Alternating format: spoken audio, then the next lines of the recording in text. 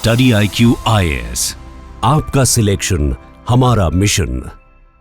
China के इतिहास के सबसे पढ़ी लिखी जनरेशन जेनजी, जिनमें लगभग 60% तक युवा ने कॉलेज ग्रेजुएशन हासिल किया है, पर यही युवा आज हाथ में डिग्री लेकर सड़कों पर, बेंचेस पर औंधे मुंह लेटे हैं और वो कह रहे हैं हमें ग्रेजुएट नहीं, ग्लम ग्रेजुएट कहिए। इसी बीच तांगपिंग, बाइलांग जैसे सोशल मीडिया पोस्ट बहुत वायरल हो रहे हैं। क्या यह चाइना के ब्रोकन ड्रीम की शुरुआत है? आज इस सेशन में हम जानते हैं कि चाइना के इस साइलेंट रेबेलियन के पीछे कारण क्या है और यह चाइनीज स्टेट के लिए किस तरीके का खतरा पैदा कर सकता है। सबसे पहले जानते हैं कि जो जनरेशन जेड, जेनजी जिनको बोला जाता है, उनकी चाइना में जो तादाद है वो लगभग 17.5 करोड़ के आसपास है। और सबसे ज्यादा गर्व की बात यह है कि चाइना के इतिहास में लगभग 60% ग्रेजुएशन इन्होंने हासिल किया है, जबकि यही जो ट्रेंड्स हैं आज से अगर हम 20 से 30 साल पीछे चले जाएं तो 20 से 25% ही थे।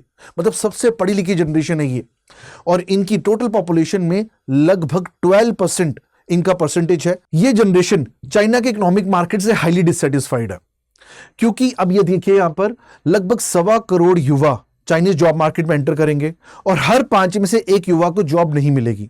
चाइना में अनएम्प्लॉयमेंट रेट का जो आंकड़ा है वो 21% क्रॉस कर चुका है। स्टेट को जब इस बात का पता चलता है तो वो डेटा को मैनेज करके 16.9% शो कर देते हैं। पर इसी के अलावा आप ये देखिए, जो एआई है, जो एंट्री लेवल जॉब्स पर सबसे बड़ा चैलेंज प्रेजेंट करता है, और चाइनीज यूथ इस बात को जानता है।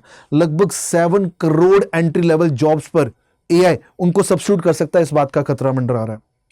अब इन सब के बीच चाइना का यूथ क्या कह रहा है कि मुझे आप ग्रेजुएट नहीं, ग्लम ग्रेजुएट बोलिए, क्योंकि ये युवा अपने एजुकेशन सिस्टम, अपने स्टेट और इसी के साथ साथ जॉब मार्केट, तीनों से डिससेटिस्फाइड और कंप्लीटली होपलेस है।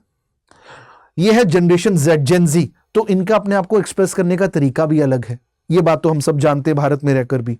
तो इस तरीके के जो पोस्ट है वो वायरल हो रहे हैं, जहां पर ग्रेजुएट्स कहीं पर सड़क पर, बेंच पर औंधे मुंह लेटे हैं, डिससेटिस्फाइड लेटे हैं।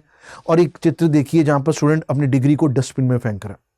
मतलब ऐसा क्या हो गया कि चाइनीज ड्रीम बिल्कुल ही टूट गया और वहां का युवा इतना होपलेस, मतलब अंदर से एक तरीके से मर ही गया है। इस बात को समझते हैं। इसके बीच आपको जरूर बताऊंगा, स्टडी IQ पर जितने बच्चे यूपीएससी सिविल सर्विसेज की तैयारी करने का सोच रहे हैं उनके लिए अच्छी खबर है। 5 अगस्त को आपका नया फ्रेश बैच 2027, 28 और 29 के लिए जो एग्जाम को टारगेट कर रहे हैं सभी के लिए अवेलेबल रहेगा। इंग्लिश, हिंदी, इंग्लिश, मतलब तीनों अलग अलग मीडियम्स में आप इसको एक्सेस कर सकते हैं। और उसी के साथ साथ ध्यान रखिए, इस बैच में आपकी स्ट्रक्चर्ड क्लासेस हैं, मतलब your classes will start from the level of NCERT और वो धीरे धीरे यूपीएससी लेवल जो क्वेश्चंस होते हैं उनको एड्रेस करने तक जाती हैं। इसी के साथ साथ आपको 1:1 मेंटर अवेलेबल रहेगा। जब भी आप क्लास में या किसी भी चीज को लेकर आपको दिक्कत पैदा होती है, आपकी परफॉर्मेंस इंप्रूव नहीं होती, mentor is always accessible to you. और ये मेंटर कोई ऐसे नहीं है, मतलब इन्होंने यूपीएससी इंटरव्यू तक का सफर तय कर रखा है। और उसी के साथ साथ कुछ ऐसे भी बच्चे हैं हमारे पास जिन्होंने 2025 का यूपीएससी का एग्जाम भी क्लियर किया। अब इसमें एक बात ध्यान रखिएगा, जितने बच्चे में ज्वाइन करते हैं, हम टीचर्स, हम पूरी की पूरी स्टडी IQ टीम के साथ मिलकर मेहनत करते हैं। प्रीलिम्स क्लियर करने के बाद पूरी की पूरी फीस आपको रिफंड कर दी जाएगी। मेंस और इंटरव्यू की मुफ्त में तैयारी कराई जाएगी। ओल्ड इंद्रनगर में आप चेक कर सकते हैं, स्टडी IQ का हॉस्टल फैसिलिटी है, आपकी क्लासेस फ्री है मेंस की, और उसी के साथ साथ आपकी जो ऑप्शनल का क्रैश कोर्स है जो मेंस के दरमियान आपको करना है वो आपके लिए फ्री रहेगा। इन कोर्स को एक्सेस करने के लिए मिनिमम टू मिनिमम प्राइस पर लेने के लिए आप KJ लाइव कोड का यूज कर सकते हैं। चलिए आगे बढ़ते हैं। जनरेशन जेड, जेनजी ने चाइना के 996 वर्क कल्चर को नकार दिया। उन्होंने रिजेक्ट कर दिया कि हमें 9 AM to 9 PM की 6 डे जॉब नहीं करनी है। क्यों नहीं करनी, इसका कारण समझिए। ये आलस नहीं, इसका कारण कुछ और है। ये देखिए, इन्होंने सबसे पहले इसका कारण में रखा है नीजुआन। मतलब क्या है इसका मतलब? वो कह रहे हैं वक्त के साथ चीजें आगे बढ़ती हैं, इवॉल्व होती हैं, एवोल्यूशन आता है। चाइना में इन्वोल्यूशन आ रहा है। जिन जॉब्स को पाने के लिए बैचलर्स की डिग्री पर्याप्त होती थी, उन जॉब्स को सिक्योर करने के लिए मास्टर्स चाहिए।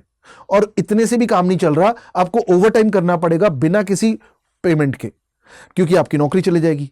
तो ये एवोल्यूशन हुआ, ये इन्वोल्यूशन, जिस वजह से वहां का युवा बहुत ज्यादा डिससेटिस्फाइड है। वो कह रहे हैं हम कॉलेज गए इस सपने को देखकर कि एक मिडिल क्लास लाइफस्टाइल को जी पाएंगे कम से कम, मतलब शहरों में जाकर वक्त के साथ धीरे धीरे EMI भर के घर खरीद पाएंगे, फैमिली आगे बढ़ा पाएंगे, बट हमें ऐसा कुछ नहीं दिख रहा। ये जो पूरा का पूरा सिस्टम है, इसमें कहीं पर भी सक्सेस का हमें छोटा सा छोटा किरण भी नहीं दिख रही, छींटा भी नहीं दिख रहा कि सक्सेस कहीं पर मिल सकती है हमें। और इस बीच वहां का पूरा युवा इस पूरी रैट रेस कंपटीशन से बाहर होने की बात कर रहा है कि मैं सिर्फ उतना मिनिमम बेयर मिनिमम वर्क करूंगा ग्रेजुएट होने के बाद भी, जिससे मुझे खाना मिल जाए, मैं जिंदा रहूं, बस मुझे आगे कुछ नहीं करना। और दूसरी बात देखिए, इसका एक उदाहरण मैं आपको देता हूं। जैसे शंघाई की बात करें, आप इन चीजों को भारत से भी रिलेट कर पाएंगे कि मतलब शंघाई जैसे बड़े शहर में प्रॉपर्टी प्राइसेस इतने ज्यादा हो चुकी हैं कि युवा कह रहा है कि मैं जिंदगी भर घर तो कभी लेने का सोच नहीं सकता, so what I do is I just rent all my life. मतलब अगर आप इसको अंदर से फील करके देखेंगे ना, बहुत सारे भारत में भी ऐसे युवा हैं अभी जॉब कर रहे हैं, करने का सोचेंगे, जो इस फीलिंग से कहीं ना कहीं रिलेट कर सकते हैं। और उसके साथ देखिए, ये जो दूसरा ट्रेंड जा रहा है जहां पर ये युवा बेंच पर लेटे हुए हैं, जैसे मैंने आपको बताया, तांगपिंग। तांगपिंग मतलब मैं खुद से ये चूज कर रहा हूं कि मैंने इस कॉम्पिटिटिव रैट रेस से बाहर होना है। इसका मतलब है तांगपिंग का लाइंग फ्लैट, जैसे ये लेटे। I am not going to get up and go to work because I have no hope कि मेरी जिंदगी में कुछ सुधार आएगा। अब इसके चलते चाइनीज गवर्नमेंट में भी इस बात की काफी ज्यादा दिखी गई कि किस तरीके से ये पोस्ट इतने वायरल हो रहे हैं पूरी जनरेशन जेड में, और खासकर पूरे इंटरनेट को कैप्चर कर दिया उसने चाइना में। अब चाइनीज मीडिया तो बाहर आने नहीं देता news because of the authoritarian regime. तो द गार्जियन में पब्लिश किया गया, राइज ऑफ बाइलान। बाइलान का मतलब है लेट इट रॉट, सिस्टम सड़ा हुआ है, इसको सड़ने दो, मेरे कुछ करने से कुछ नहीं होने वाला। और चाइना का यूथ फ्रस्ट्रेटेड है कंप्लीटली।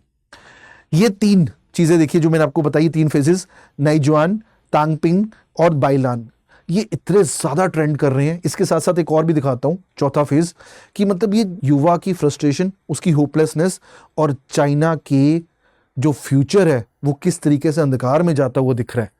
मतलब यहां पर इस फेज को पढ़ के देखिए, dead pigs are not afraid of boiling water. मर चुके हैं, अब जो कर लो, हमें कोई डर नहीं किसी बात का, मर चुके हैं हम अंदर से।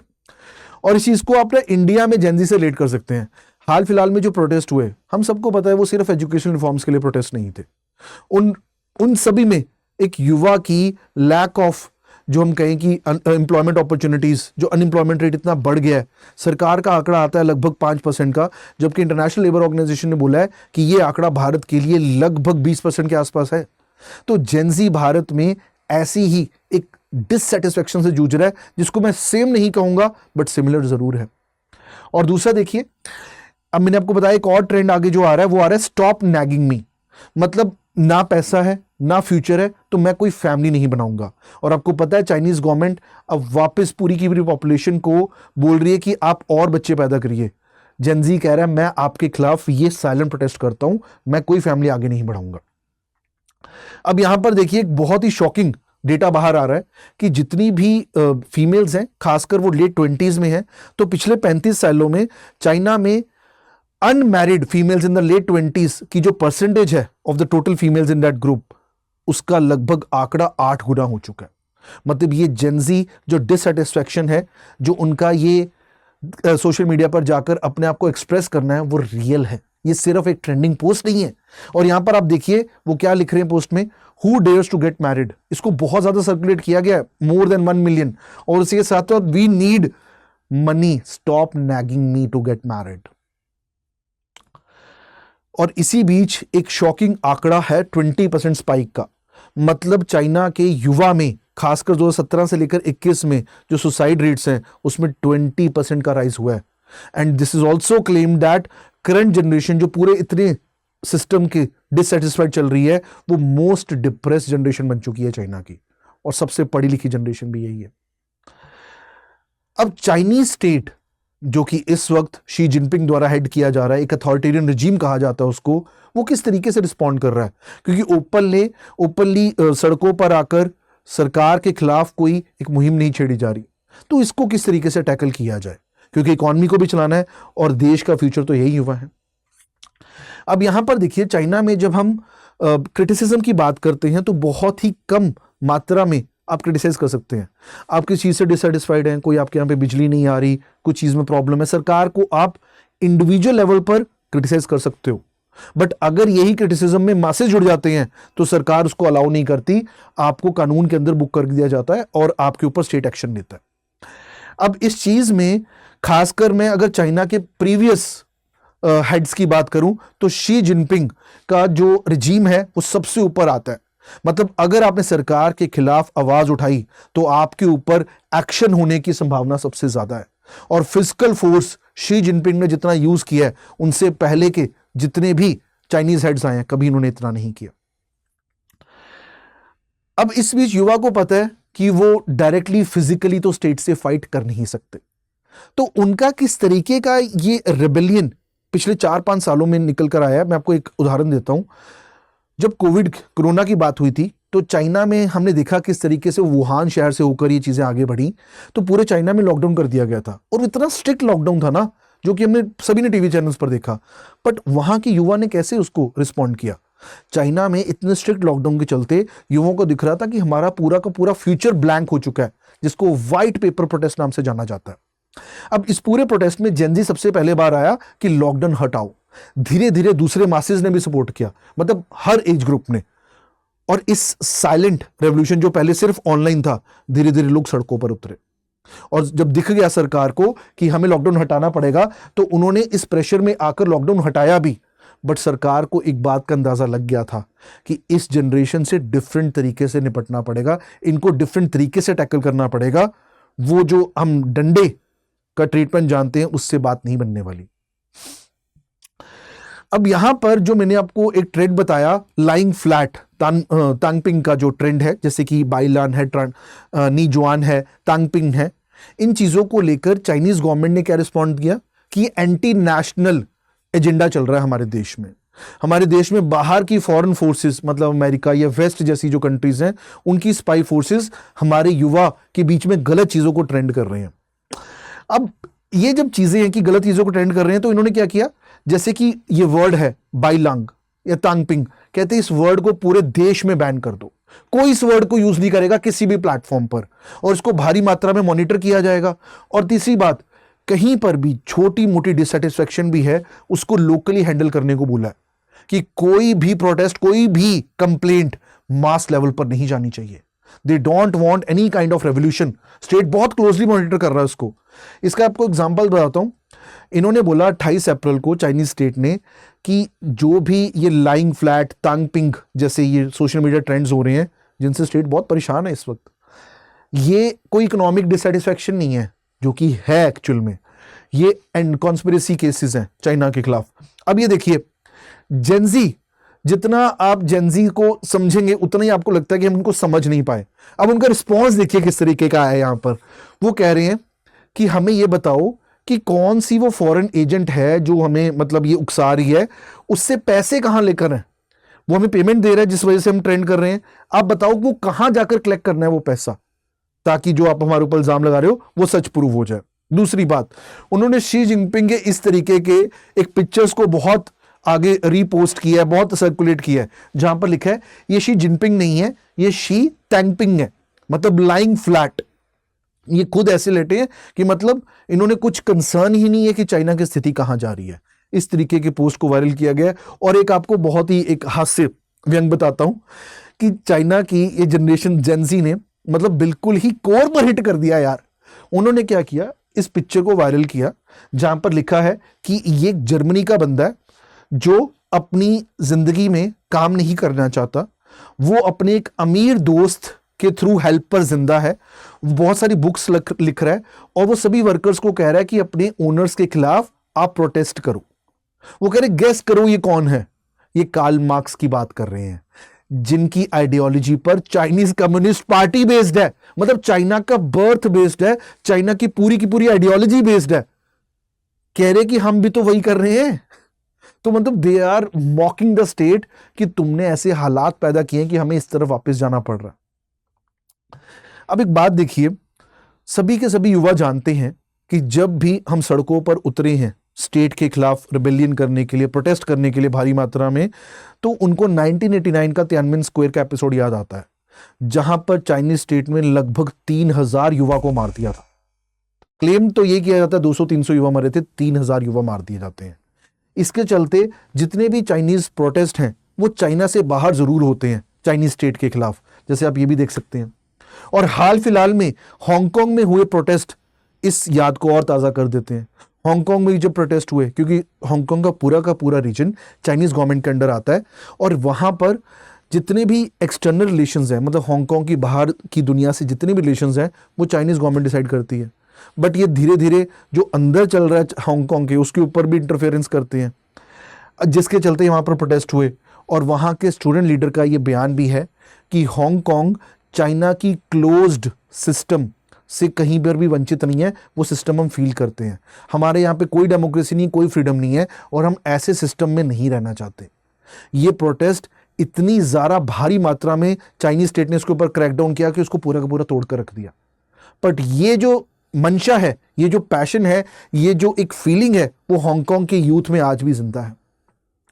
अब यहां पर एक बात को देखिए कि इस पूरे सिनेरियो में अब चाइनीज युवा के पास हम क्या ट्रेंड्स देख रहे हैं कि जिस तरीके से यहां पर अगर नौकरियां नहीं है भारत में, तो हमें दिखता है कि युवा गिग वर्कर बन रहा है, प्लेटफॉर्म वर्कर बन रहा है, जोमैटो, स्विगी या ऐसी जो प्लेटफॉर्म एप्स हैं उनकी डिलीवरीज में अपनी इंप्लॉयमेंट ढूंढ रहे हैं। तो ऐसा ही जोमैटोफिकेशन चाइना की यूथ का भी हो रहा है।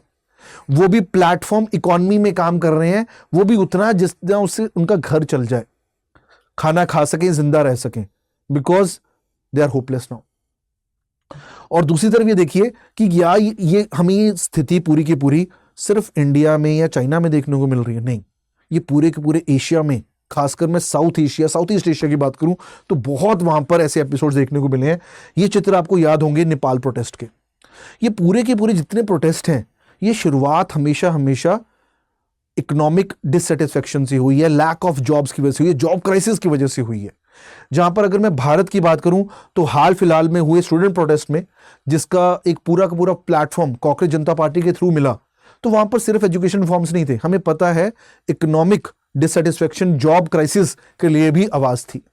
हालांकि उस आवाज को आगे साथ नहीं मिला, उसको कैरी ओवर नहीं किया गया, बट इसके कारण सब जानते हैं, क्योंकि देश का मिडिल क्लास अपने बच्चों के लिए जरूर वो नौकरी चाहता है, हर पेरेंट चाहता है, हर फैमिली चाहती है। और वहीं पर अगर मैं थाईलैंड की बात करूं तो आज से 5 साल पहले भी कुछ ऐसी ही प्रोटेस्ट की शुरुआत हुई थी युवा के द्वारा, जहां पर युवा इकट्ठा होता है, वो अपनी एक इकोनॉमिक रिफॉर्म्स चाहता है, बट उसको दिखता है पूरा का पूरा लिंक इसमें पॉलिटिकल चेंजेस से होगा, इस मिलिट्री रिजीम को गिराने से होगा। उनको क्या मिलता है? लाठियां मिलती हैं, स्टेट के थ्रू अपनी इमरजेंसी लगाई जाती है, मास लेवल पर पिटाई की जाती है युवा की। तो अब चाइना में क्या होगा? थाईलैंड में देखा, भारत में देखा, चाइना में क्या होगा? चाइना में तो स्टेट बहुत ही ज्यादा पावरफुल है। और अगर हम 1989 के एपिसोड की बात करें, यहां पर चाइनीज कम्युनिस्ट पार्टी के बीच में भी कोई लॉयलिस्ट नहीं है जो स्टूडेंट्स का साथ देने वाला है। और स्टूडेंट्स का जो यहां पर वेट है या उनका अगर हम देखें तो भारी मात्रा में स्टेट की तरफ झुका हुआ है। यूथ पता है कि उसको स्टेट के खिलाफ फाइट तो कर नहीं सकता, इसलिए वो हार गया। पर इस बात का ध्यान रखिएगा, हम ये नहीं सोच सकते कि चाइनीज गवर्नमेंट इस पूरे के पूरे सिचुएशन को ऐसे ही कैरी ओवर कर लेगी, नहीं, ये मुमकिन नहीं है। यहां पर देखिएगा ध्यान से, अभी कुछ ट्रिगर्स हैं जो इस प्रेशर को बिल्कुल आगे बढ़ा रहे हैं। पहला ट्रिगर तो आपने जरूर देखा कि अनएम्प्लॉयमेंट सिनेरियो बहुत ही ड्रास्टिक है चाइना में। दूसरा, वहां पर प्रॉपर्टी प्राइसेस इतने ज्यादा हो चुके हैं कि युवा कह रहा है I am going to rent all my life. अब तीसरा, जितने प्लेटफॉर्म वर्कर्स हैं वहां पर भी यूथ प्रोटेस्ट देखने को मिला है अपने एम्प्लॉयर्स के खिलाफ, डायरेक्टली स्टेट के खिलाफ नहीं, बट एम्प्लॉयर्स के खिलाफ। तो ट्रिगर जरूर बन रहे हैं। अब ये प्रेशर कब बढ़ के कब ये फटेगा, ये तो वक्त जरूर बताएगा।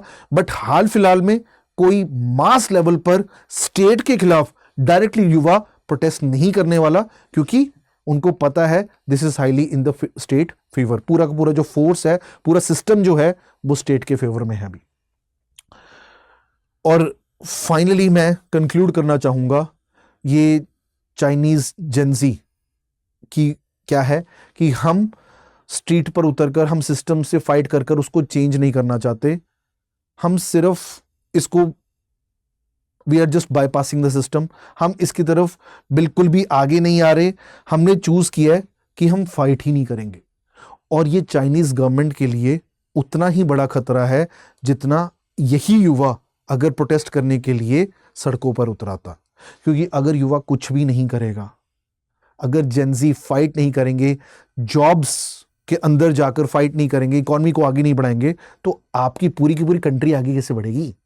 It's an equally and even a bigger challenge for the Chinese government कि वापस इस जेनजी को कैसे मोटिवेट किया जाए, कैसे इनको वापस लेकर आ जाए, एक सिस्टम की पूरी परसेप्शन कैसे चेंज की जाए। सो जरूर हमें देखना होगा वक्त में आगे चलकर ये किस तरीके से शेप लेता है, और ऐसे ही एनालिसिस मैं आपके सामने लेकर आता रहता हूं। जरूर जानना चाहूंगा कि आप भी जेनजी हैं या जेनजी आपके घर में हैं, तो क्या सोचते हैं इस बारे में?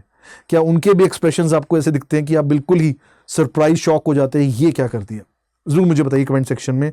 और चाइना की इकॉनमी किस तरफ जाने वाली है, खासकर जब उसकी वर्क फोर्स देख रहे हैं वो किस तरीके से फील कर रहे हैं, it is highly alarming and challenging. मेरा टेलीग्राम आईडी है KAIRNZ। आप यूपीएससी प्रिपरेशन कर रहे हैं, किसी भी चीज़ पर कहीं पर भी अटक रहे हैं, ज़रूर मुझसे कांटेक्ट करें। आप एग्ज़ाम को चूज़ कर रहे हैं, मल्टीपल आपने फेलियर्स देखे हैं, ज़रूर कांटेक्ट करें ताकि हम आपकी हेल्प कर सकें, आपकी प्रिपरेशन को बेटर कर सकें। और जहां पर आपके MCQ या आपके मेंस में आप अटकते हो, will find it out and let you, ताकि आप बेहतर परफॉर्म कर सकें, इस पूरे एग्जाम के तीनों पड़ाव को आप क्रॉस कर सकें। Thank you everyone. Study IQ IAS, आपका सिलेक्शन हमारा मिशन।